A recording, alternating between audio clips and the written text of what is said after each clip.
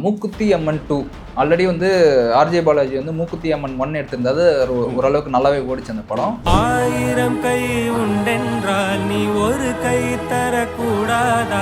வந்து மூக்குத்தி அம்மன் 2 வந்து சுந்தர் சி வந்து டைரக்ட் பண்றாரு. இதுலயே வந்து அம்மனா வந்து திருப்பியும் நயன்தாரா வந்து நடிக்கிறாங்க. அவங்க குழந்தைங்களோட சேர்ந்து விரதம் இருந்திருக்காங்களாம். நான்வெஜ்லாம் சாப்பிடாம விரதம் இருந்து இந்த கேரக்டர் நடிக்கிறதுக்காக விரதம் இருந்திருக்காங்க. ஆபாசமாக நடிக்கக்கூடிய உடலை காட்டி ஆபாசமாக நடிக்கக்கூடிய நடிகைகள் இந்த மாதிரி ஒரு சாமி படங்களை வந்து நடிக்காமல் இருந்தாங்கன்னா ரொம்ப நல்லது. திரு ராதா ரவி அவர்கள் வந்து ஒரு மேடையில் சொல்லி அவரை தேவையில்லாமல் அவருக்கு சிக்கலாயிடுச்சு. அவர் ப்ராக்டிக்கல் அவர் யதார்த்தமாக தான் சொன்னார். நீங்கள் எப்படி இருந்தாலும் வந்து பார்த்தீங்கன்னா நீங்கள் வந்து கடந்த காலத்தில் நீங்கள் நடித்த அந்த காட்சி நினைவு வராதா? பக்தி படங்களில் யாராவது ஒரு புதுமுகத்தை போட்டு நடிச்சாங்கன்னு வச்சு அதுக்கு பிறகு அவங்க வந்து ஆபாச காட்சி நடிச்சாங்க, நம்ம பிரச்சனையே கிடையாது. கடந்த காலத்தில் வந்து KR விஜயா தான் வந்து அம்மன் சொன்னாலே அவங்க தான் சார் நடிப்பாங்க. அவங்க ஆபாச காட்சி நடிச்சதே கிடையாது. அரைக்குறை ஆடையை வந்து அவங்க அணிஞ்சதே கிடையாது. அதுக்கப்புறம் ரம்யா கிருஷ்ணன் வந்தாங்க, அம்மனில் அப்படியே ஆடினாங்க, வதம் பண்ணாங்க, அதெல்லாம் நம்ம பார்த்தோம். வசூல் ஃபயர் படம் கூட வசூல் கொடுத்துருச்சு. அப்போ என்ன பண்ணலாம்? அந்த அது பேர்னா அந்த ரக்ஷிதா ஒரு நடிகை இருக்காங்கல்ல, அவங்கள போட்டு எடுத்துருங்க மூக்குத்தி 2.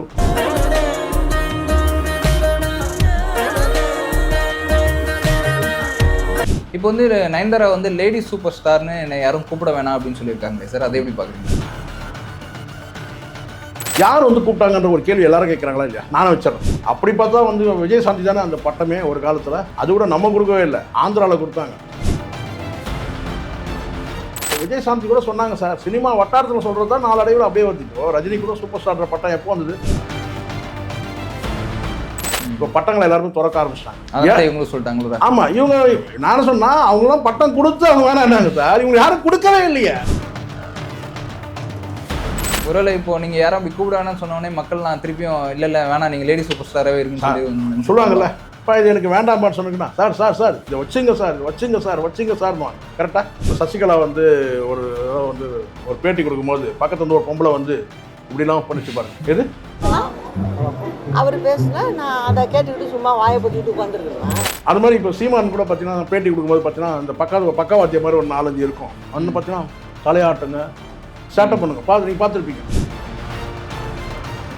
இப்போ யார் கொடுத்துருவாங்கன்னா வீட்டில் இருக்க சமையல்காரன் இல்லை தோட்டக்காரன் வந்துட்டு, அம்மா நீங்கள் லேடி சூப்பர் ஸ்டார்மா, ரஜினி எப்படியோ அந்த மாதிரிமா நீங்கள்.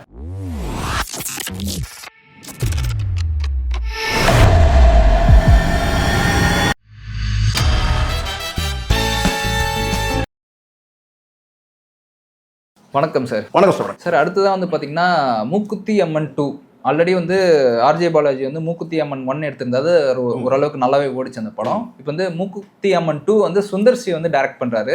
இதுலயே வந்து அம்மனா வந்து திருப்பியும் நயன்தாரா வந்து நடிக்கிறாங்க. இதுக்காக வந்து அவங்க குழந்தைங்களோட சேர்ந்து விரதம் இருந்திருக்காங்களாம்.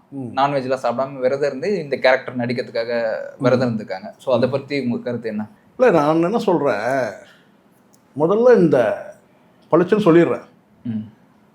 இந்த மாதிரி அந்த கவர்ச்சி நடிகைகள்லாம் இருக்காங்கல்ல, பொதுவாக சொல்கிறேன், இந்த ஆடை குறைப்பு அல்லது அரைக்குறை ஆடை அணிகிறவங்க, ஆபாசமாக நடிக்கக்கூடிய உடலை காட்டி ஆபாசமாக நடிக்கக்கூடிய நடிகைகள் இந்த மாதிரி ஒரு சாமி படங்களை வந்து நடிக்காமல் இருந்தாங்கன்னா ரொம்ப நல்லது. இதை நம்ம சொன்னோம்னா பல சிக்கல் வருது. இதை தான் வந்து திரு ராதா ரவி அவர்கள் வந்து ஒரு மேடையில் சொல்லி அவரை தேவையில்லாமல் அவருக்கு சிக்கலாயிடுச்சு. அவர் ப்ராக்டிக்கல் அவர் யதார்த்தமாக தான் சொன்னார். எதுக்கு நான் சொல்கிறேன்னா, ஒரு சாமி இப்போ எனக்கு இறை நம்பிக்கை இருக்குது இல்லைன்ற அது வேறு விஷயம் சார். எனக்கு இறை நம்பிக்கை எனக்கு இல்லைன்றதை நான் மீண்டும் கூட பதிவு பண்ணுறேன், சரிங்களா? ஆனால் யார்கிட்டையும் தர்க்கம் பண்ண தயாராக இல்லை. இருக்குது இல்லைன்றது அவங்க விருப்பம். அது அவங்களுடைய உணர்வை மதிக்கணும் நம்ம, அவ்வளோதான். நம்பிக்கை இருக்கிறவங்க வணங்குறாங்க, நம்பிக்கை நமக்கு இல்லைன்னா நம்ம வந்து அதை தர்க்கம் பண்ணி நம்ம ஆர்குமெண்ட் பண்ண வேண்டிய அவசியமே இல்லை. சாமி இல்லை அப்படின்னு சொல்லி நம்ம சொல்ல வேண்டிய அவசியமே இல்லை, சரிங்களா? நான் என்ன சொல்கிறேன்னா, ஒரு பெருவாரியான மக்கள் வந்து ஒரு அம்மன் சொன்னால் ஒரு உருவம் பதிஞ்சிருக்கும், உங்களுக்கு தெரியும். அது எந்த அம்மனாக இருக்கட்டும். ஆமாம், அது வந்து பச்சையம்மன் சொல்லுவாங்க, குலதெய்வம் சொல்லுவாங்க. இப்போ எங்கள் குடும்பத்துக்கெல்லாம் வந்து குலதெய்வம் எதுன்னா பச்சையம்மன் தான் குலதெய்வம். சின்னதுலேருந்து எங்கள் அம்மா வந்து அந்த கோயிலுக்கு கூப்பிட்டு போயிட்டு எங்களுக்கு வந்து அந்த முகத்தை வந்து பதிவு வச்சுருப்பாங்க. ஆமாம். பச்சையம்மன்னா இப்படி தான் இருக்கும் அந்த முகம் உருவம். ம். அதே மாதிரி மாரியம்மன், இந்த மாதிரி அங்காள பரமேஸ்வரி அம்மன், ஏதோ பல அம்மன்கள் இருக்காங்கல்ல. ம். ஸோ அந்த அம்மன்லாம் வந்து பார்த்தோன்னா அந்தந்த குலதெய்வம் அவங்க குடும்ப வழக்கப்படி அந்த அம்மன் வந்து பார்த்திங்கன்னா அப்படியே இருக்கும். அதே மாதிரி மூக்குத்தி அம்மன் கூட வந்து பார்த்திங்கன்னா அந்த குடும்பம், அந்த குலதெய்வங்கள், அந்த அந்த அம்மனை வழிபடக்கூடிய அந்த குடும்பத்தை சார்ந்தவங்க, ம். அந்த சமுதாய மக்கள், இவங்களுக்கு வந்து அந்த முகம் பதிஞ்சிருக்கும். ம்.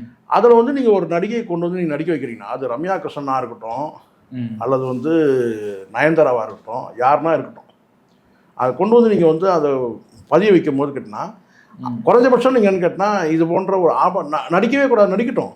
பட் ஆபாசமாக நடிக்கக்கூடிய நடிகைகளை கொண்டு வந்து நீங்கள் அங்கே வச்சிங்கன்னா, இங்கே வந்து மக்களுக்கு வந்து பார்த்தீங்கன்னா அந்த பக்தி போயிடும்ன்றது, மதிப்புன்னு சொல்லக்கூடாது, அந்த அம்மன் மேலே உள்ள பக்தி வந்து குறைஞ்சிடும். நீங்கள் வந்து உண்மையிலே நீங்கள் விரதம் இருக்கிறீங்க, உங்கள் குடும்பமே விரதம் இருக்குது, உங்கள் பிள்ளைங்கள்லாம் விரதம் இருக்கிறாங்க, இதெல்லாம் சீன், இதெல்லாம் முட்டாள்கள் நம்புறதுக்காக. ஓகே. நீங்கள் எப்படி இருந்தாலும் வந்து பார்த்தீங்கன்னா நீங்கள் வந்து கடந்த காலத்தில் நீங்கள் நடித்த அந்த காட்சி நினைவு வராதா நான் கேட்குறேன். கண்டிப்பாக வரும், கண்டிப்பாக நினைவு வரும்.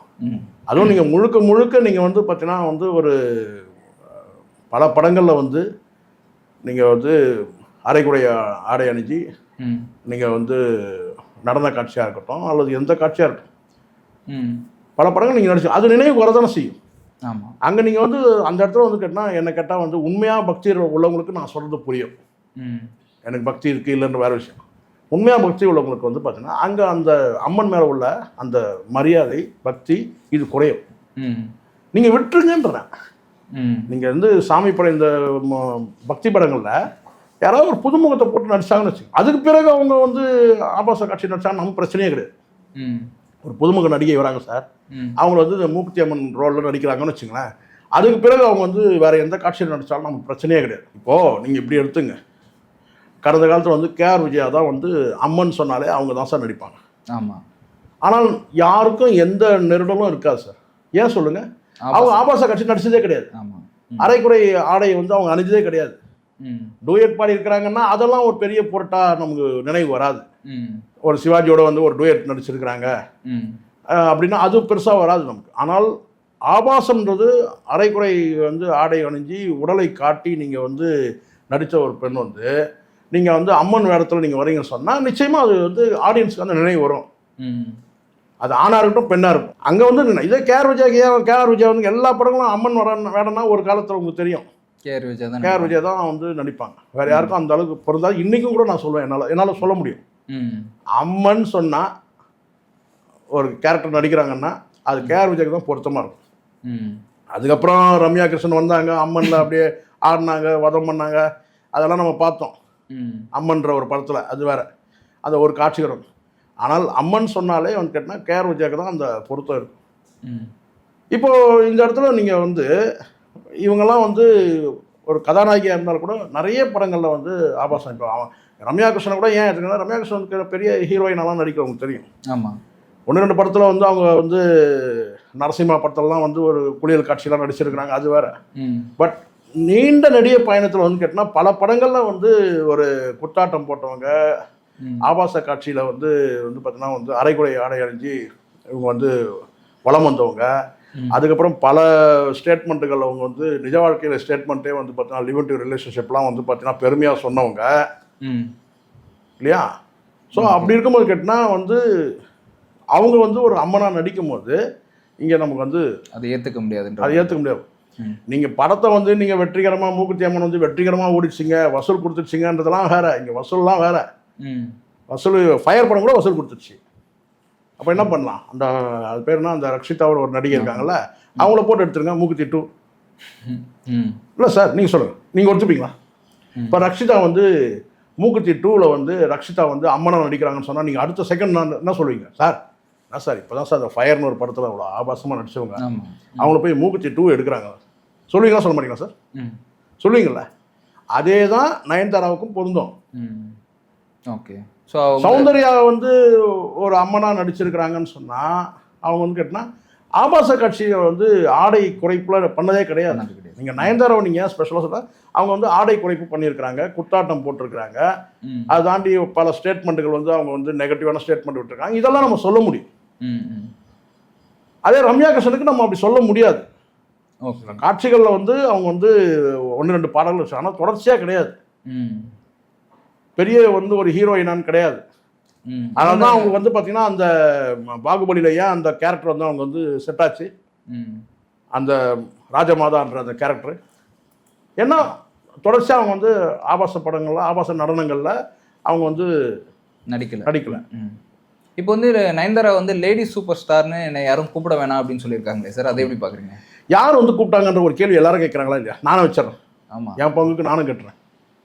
யார் வந்து முதல்ல இவங்க அந்த பட்டத்தை கொடுத்தது? இந்த சூப்பர் ஸ்டார்ன்ற பட்டம் வந்து இவங்க என்ன படித்து வாங்கினாங்களா இல்லை நடித்து தான் வாங்கினாங்களா?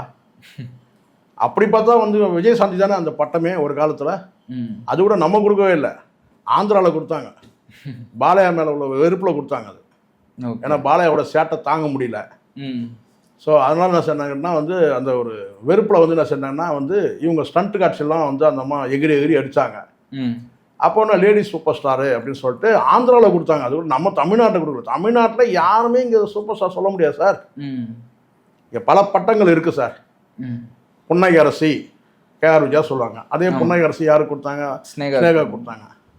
இது வந்து என்னன்னா அவங்களா வந்து பார்த்தீங்கன்னா வந்து யாரும் கொடுக்கல. இதெல்லாம் வந்து மக்கள் வந்து சொல்கிறது கேட்டால் சினிமா வட்டாரத்தோட சொல்கிறது. ஆனால் எந்த இடத்துல நயன்தாரா வந்து விஜயசாந்தி கூட சொன்னாங்க சார், சினிமா வட்டாரத்தில் சொல்கிறது தான் நாளடைவில் அப்படியே வருது. இப்போது ரஜினி கூட சூப்பர் ஸ்டார் பட்டம் எப்போ வந்தது?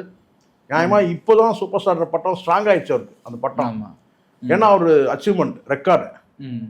ஆனால் அவருக்கு வந்து பைரவி படத்தில் அவருக்கு வந்து படம் கலெக்ஷனை வச்சு இவர் வந்து கலைப்புலி தானு தான் என்ன சார் கேட்டால் சூப்பர் ஸ்டாருன்ற அந்த ஒரு பட்டம் கொடுக்குறாரு. அவரே நினச்சி பார்த்துருக்க மாட்டார் இவ்வளோ அந்த பட்டம் இவ்வளோ ஸ்ட்ராங் ஆகும்னு நினச்சி பார்த்துருக்க மாட்டார் அவர் கொடுக்கும்போது. கலைப்புலி இப்போ இருக்காருல்ல, அப்போ டிஸ்ட்ரிபியூட்டர் அவர் இருந்த காலகட்டத்தில் அவர் தான் அந்த முதல்ல கொடுக்குறாரு. ஸோ இதுக்கு காலப்போக்கில் மக்கள் வந்து அது ஒன்று. அது மாதிரி தான் காதல் இளவரசன் சொல்லி கொடுக்குறது. காதல் மன்னன் ஆனார் இளவரசன் கமலஹாசன். அப்புறம் உலகநாயகனாகி இப்போ அவர் அந்த உலகநாயகன் பட்டம் எனக்கு வேணான்றார். இப்போ பட்டங்களை எல்லாருமே திறக்க ஆரம்பிச்சிட்டாங்க. எல்லாருமே வேணான்றாங்க.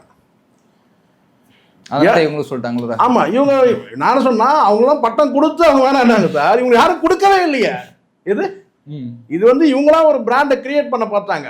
இதுலன்னா அந்த நெட்ஃபிளிக்ஸ் வந்து மிளகா அரைச்சாங்கல்ல அந்த பயோகிராபி எடுக்கும்போது இவங்களாம் வந்து அந்த அம்மாவை வந்து பெரிய ஸ்டாராக காட்டிக்கிட்டாங்க. லேடி சூப்பர் ஸ்டார்ன்றதை அவங்களே வந்து போட்டுக்கிட்டு தான் தவிர யாரும் கொடுக்கவே கிடையாது. கேட்குற ஒட்டுமொத்த எல்லா மக்களும் கேட்குறது அதுதான். என்னன்னா உங்களுக்கு அந்த பட்டம் கொடுத்தது யார்? அதுக்கப்புறம் நீங்களே அதை வேணாங்கிறீங்க. இது ஒரு வகையான தற்புகழ்ச்சி சார். இது தற்புகழ்ச்சி. இது ஒருவேளை இப்போ நீங்க யாரும் அப்படி கூப்பிட வேணாம்னு சொன்னோடனே மக்கள் நான் திருப்பியும் இல்லை வேணாம் நீங்க லேடி சூப்பர் ஸ்டாராகவே இருக்குன்னு சொல்லுவாங்கல்ல. இப்போ இது எனக்கு வேண்டாம்பான்னு சொன்னீங்கன்னா சார் இதை வச்சுங்க சார்னுவாங்க. கரெக்டா? இதெல்லாம் எனக்கு வேண்டாம்பா, இது வேண்டாம்பா அப்படின்னா அதுதான் சொல்லுவாங்க. இந்த பிகுவோட சம்பந்தி 3 இலை இழுத்தாலான்னு சொல்லி ஒரு சொல்லுவாங்கல்ல. அது சாப்பாடு எனக்கு வேணாம்னு சொல்லிட்டு கொட்டிக்கினே இருந்தாங்கன்னா சாப்பிட்டே இருப்பாங்க. அதுதான் பிகுவோட சம்பந்தி 3 இலை இழுத்தாலான்னு சொல்லி ஒரு பழமொழி ஏதோ சொல்லுவாங்க. அந்த மாதிரி என்னன்னா ரொம்ப என்னன்னு கேட்டால் இல்லை எனக்கு வேண்டாம், எனக்கு அந்த பட்டம் வேணாம். இல்லை மேடம் வச்சுங்க மேடம் சொல்லுவாங்கல்ல. ஒரு சிலர் இந்த ஜால்ரா கோஷ்டி இருக்குல்ல, அவங்க குடும்பத்திலே கூட இருக்கும். குடும்பத்தில் மீன்ஸ் என்ன, சினிமா வட்டாரத்தை சொல்ல நெருக்கமானவங்க. இப்போ எப்படி இந்த சசிகலா வந்து ஒரு பேட்டி கொடுக்கும்போது பக்கத்துல வந்து ஒரு பொம்பளை வந்து இப்படிலாம் பண்ணிச்சு பாருங்க. அது ட்ரோலாச்சு தெரியும்ல. ஒரே நாளில் அது வந்து சின்னம்மாவோட ஃபேமஸ் ஆயிடுச்சு ஒரே நாளில். பார்த்துருப்பீங்க நினைக்கிறேன். அந்த மாதிரி சொல்ல அது மாதிரி இப்போ சீமான் கூட பார்த்தீங்கன்னா பேட்டி கொடுக்கும்போது பார்த்தீங்கன்னா இந்த பக்கவாத்திய மாதிரி ஒரு 4-5 இருக்கும். ஒன்று பார்த்தீங்கன்னா தலையாட்டுங்க, ஸ்டார்ட் பண்ணுங்க, நீங்கள் பார்த்துருப்பீங்க. சிரிக்கிறது இப்படி சிரிச்சு தான் வந்து உசுப்பேச்சு சீமானை வந்து இந்த கதி கொண்டாந்து விட்டாங்கன்னு வச்சுங்களேன். சொல்கிறேன் நான். அந்த மாதிரி இந்த ஜால்ரா கோஷ்டிகள் இருக்குது, கை தட்டுறது, தலையாட்டுறது. அது மாதிரி கேட்டால் இந்த மாதிரி இந்த பட்டம் யார் கொடுத்துருவாங்கன்னா வீட்டில் இருக்க சமையல்காரன் இல்லை தோட்டக்காரன் அவங்ககிட்ட, அம்மா நீங்கள் லேடி சூப்பர் ஸ்டார்மா, ரஜினி எப்படியோ அந்த மாதிரிமா நீங்கள் அப்படின்னு சொல்லியிருக்கலாம் சார். இங்கே ஒவ்வொரு காலகட்டத்தில் சில நடிகைகள் இருக்காங்க சார். இப்போ நடிகையர் திலகம்னு சொல்லுவாங்க. யாருன்னா சாவித்திரியை சொல்லுவாங்க. ஏன்னா வெவ்வேறு கேரக்டர். அது எப்போ அந்த நடிகை திலகன் கொடுத்தாங்க தெரியும், யாருக்கா தெரியுமா? பாசமலரில் அண்ணன் தங்கையாக நடிப்பாங்க. அவ்வளோ 2 பேரும் வந்து அவ்வளோ நடிப்பை வெளிக்காட்டுவாங்க. அப்போ தான் அவங்களுக்கு நடிகையை திலகன்ற பட்டமே அப்போ தான் அவங்க கொடுக்குறாங்க. மக்கள் வந்து அந்த சினிமா வட்டாரத்தில் ரசிகர்கள் பார்த்து கொடுக்கறது தான். யாரும் இது ஒன்றும் படித்து வாங்குற பட்டம் கிடையாது, இல்லை பெரிய விழா எடுத்து ஒரு சர்டிஃபிகேட் கொடுக்குற விஷயம் கிடையாது. மக்களாக பார்த்து முடிவு பண்ணுறது தான். அப்படியே ஒவ்வொருத்தருக்கும் ஒரு ஒரு காலகட்டத்தில் கொடுத்துருக்காங்க. முதல்ல இந்த பட்டத்தை திறந்தது அஜித் தான். என்னை வந்து ஏகேன்னு கூப்பிடுங்க, அந்த தலைன்னு கூப்பிடாதீங்கன்னு சொன்னார். அந்த எந்த பட்ட பேரும் எனக்கு வேண்டாம், அஜித்குமார் கூப்பிடுங்களா, ஷார்ட்டாக கஷ்டமாக இருந்துச்சுன்னா ஏகேன்னு ஷார்ட்டாக கூப்பிட்டுங்க, அவ்வளோதான். அதுக்கப்புறம் தான் ஒவ்வொருத்தரும் சொன்னாங்க. கமல் சொல்கிறாரு, அதுக்கப்புறம் சிம்பு வந்து அப்போவே சொல்லிட்டாங்க. ஒரே காலகட்டம் ஏன்னா வந்து அடைமொழி படம் வெறும் எஸ்டிஆர் மட்டும் போடுங்க. ஏன்னா நிறைய பேரை போட்டாங்கல்ல, ஜூனியர் டிஆர்ன்ற மாதிரி போட்டாங்க, லிட்டில் சூப்பர் ஸ்டார் போட்டாங்க, அல்டிமேட் சூப்பர் ஸ்டார் இப்படி போடும்போது அதெல்லாம் ஒன்றும் வேணாம், வெறும் எஸ்டிஆர் மட்டும் போடுங்க. அது மாதிரி ஒவ்வொருத்தரும் அந்த பட்டத்தை திறக்கும் போது கேட்டிங்கன்னா வந்து இப்போ கடைசியாக உச்சகட்டமாக உங்களுக்கு பட்டம் பிரச்சனை ஒரே தகராறாயிடுச்சு தெரியுங்களா? ரஜினியோட சூப்பர் ஸ்டார் பட்டம் வந்து கலரி விட்டானுங்க. அதுக்கு காக்கா கழுகுறதுலாம் அது தொடர்ச்சியாக தான் வந்தது. ஆனாலும் இப்போ கூட வந்து ரஜினி அவர்களே வந்து பா யாரும் நாளையிலேருந்து என்னை சூப்பர் ஸ்டார்னு என்னை கூப்பிடாதீங்க அப்படி சொன்னார்னா கூட மக்கள் கேட்க மாட்டாங்க. இதுதான் இங்கே பிரச்சனை. இப்போ எப்படி வந்து ஒரு தலைன்னு சொல்லி கூப்பிடாதீங்கன்னு சொல்லிட்டாரு, என்னை வந்து அல்டிமேட் ஸ்டார்லாம் என்னை கூப்பிடாதீங்க அப்படின்னு சொன்னார். ஆனால் உடனே போட்டான், அடுத்தது பெரிய ஆட்டோபாமா போட்டான், அவரே அரண்டு போயிட்டார். யார்? அஜித். என்னன்னு கேட்டினா கடவுளே அஜித்தேன்னு. ஆமாம், இதுதான் இங்கே ப்ளஸ். இதுதான் ஒரு கலைஞனுக்கு ஒரு என்ன பெருமைக்குரிய ஒரு மனிதர்களுக்குள்ள என்ன சொன்னால் வந்து அவங்களுடைய என்ன சொன்ன அவங்களுடைய சாதனைன்னு நான் சொல்லுவேன். அவங்க வேணான்னு சொன்னாலும் வேணானாலும் அது அங்கே வைப்பாங்க. இதே கமல் வந்து பார்த்தீங்கன்னா உலக நாயகன் சொல்ல கேட்டினா அது விட்டாங்க. அது வந்து ஈஸியாக, ஏன்னா அது யாரும் ரியாக்ட் பண்ணவே இல்லை. இல்லை நாங்கள் உலக நாயகன் சொல்லுவோன்ட்டு. இந்த உலக நாயகன் தான் உலக நாயகன் சொல்லிட்டு கிண்டல்லாம் பண்ணாங்க. உங்களுக்கு தெரியும் இந்த இடத்துல எங்கேயுமே கேட்டினா அந்த தலைன்னு சொன்ன அந்த இது நீங்கள் சொல்லாதீங்கன்னா ஏகேன்றது சொல்லுங்க சொன்னாங்க. அதுக்கப்புறம் கடவுளே அஜித்தேன்னு போட்டாங்க. இப்போ அதுக்கு ஒரு அறிக்கை விட்டார் அவர், யாரும் என்ன கடவுளே அஜித்தேன்னு சொல்லாதீங்க அப்படின்னு சொல்லிட்டு. ஏன்னா எல்லா இடத்துலையும் வந்து அது பிரதிபலிக்க ஆரம்பிச்சிட்டாங்க. ஸோ அந்த மாதிரி வந்து தானாக வருதுங்க. இப்போ ரஜினியை சொல்கிறாரு வச்சுங்க, சூப்பர் ஸ்டார்னு சொல்லாதீங்க அப்படின்னு சொன்னார்னா கேட்கவே மாட்டாங்க, பெரிய ரகலே ஆகிடும். சொன்னார் இப்போ ரஜினி. இப்போ ரஜினி வந்து என்னை யாரும் சூப்பர் ஸ்டார்னு சொல்லாதீங்கன்னா அவங்க வீட்டான பெரிய கூட்டமே வந்துடும், தர்ணா போராட்டத்தில் இறங்கிடுவாங்க, நாங்கள் சொல்லுவோன்னு சொல்லுவாங்க. அந்த மாதிரி இதுதான் அங்கே இருக்கிறது. ஓகே, அதனால் இந்த அம்மாவை பொறுத்த வரைக்கும் என்ன, எல்லாரும் இப்போ ஒரே கோரஸாக சொல்கிறாங்க. என்ன சொல்கிறாங்கன்னா, யார் வந்து உங்களுக்கு அந்த பட்டத்தை கொடுத்தாங்க, நீங்களே சொல்லிக்கிறீங்க யாரை சொல்லாதீங்கன்னு சொல்லிட்டு. அது ஒரு காமெடியாக ஆயிடுச்சு சார் இப்போ. ஆமாம், அதனால என்ன, இந்த மூக்குத்தி 2 முதல்ல ஓடி, இப்போ முதல்ல இந்த 2 பைத்தியங்களாக நிறைய ஆயிடுச்சு தமிழ் சினிமாவில். 2 படம்லாம் ஃபெயிலியர் ஆகுது சார். அது புரிஞ்சிக்காமல் எடுத்துனுங்கிறாங்க. இந்த மூக்குத்தி 2 அந்த மூக்குத்தி அம்மன் 2 என்ன ஆகுன்னு தெரில எனக்கு. நமக்கு ஆரம்பமே நம்ம சொல்ல வேண்டாம். பொதுவாக வந்து இப்போ விக்ரம் 2 எடுத்த பிறகு சார், விக்ரம் 2 எடுத்த பிறகு எல்லாரும் அந்த 2 பைத்தியம் அதிகமாகிடுச்சு. எல்லாத்தோட ஒரு மிரட்டுனானுங்க. என்னான்னு கேட்டிங்கன்னா கங்குவா 2 வரப்போகுது. நானுங்கப்பா எல்லாரும் பயந்துட்டோம். பா ஒன்றுக்கே தாங்க முடியல எங்களால், நீங்கள் வேறு 2 வர வருதுன்னு கேட்டான். இல்லை சார் சும்மா ஜோக்கு தான் சொன்னோம், அதெல்லாம் கிடையாது சொல்கிறேன் நான். எதுக்குன்னா இந்த 2ன்றது அந்த பார்ட் 2ன்றது வந்து ஒரு பைத்தியம் போல ஆயிடுச்சு சினிமாவில். விடுதலை 2 போயிடுச்சு. 1 வெயிட் நிறைய இருக்குன்னு படத்தில் நம்ம நினச்சோம், ஆனால் அந்தளவுக்கு ஓடல. ஆனால் 1 நல்லா போச்சு, 2 போயிடுச்சு. ரணகலமாய் வெளியே வந்தோம். இதில் இந்தியன் 2ல் ஆமாம், சாட்டிலேருந்து வெளியே வரும்போது ஒரே ரத்தமாக இருக்குது உடம்பு ஃபுல்லாக, அப்படியாகி வெளியே வந்தோம். ஸோ பிரம்மாண்ட இயக்குனர் சங்கர். ஸோ இப்போ வந்து அப்படியே தமிழ் சினிமாவை புரட்டி போட்டவங்க யார்? வெற்றிமாறன்.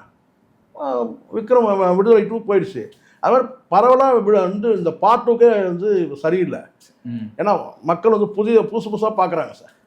சார் இங்கே ஒன்றுமே இல்லை சார். இன்றைக்கி சோனியில் உங்களுக்கு நெட்ஃப்ளிக்ஸ் இது ஓடிடியில் இன்றைக்கி வந்து இந்த படம் ரேகச்சித்திரம்னு ஒரு படம் வருது. ரேகச்சித்திரம்ன்ற படம் வந்து மலையாளத்தில் நல்லா ஓடணும்.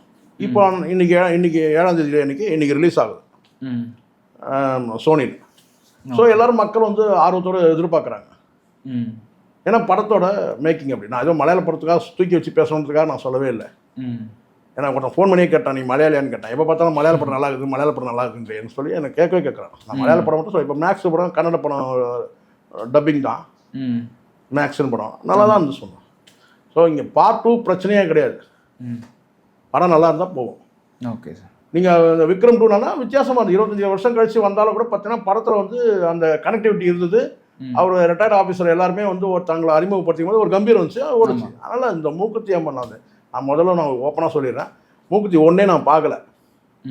ஏன்னா நயன்தாராவுடைய படம் வந்து அறம் படத்தோடு நான் முடிச்சிட்டேன்.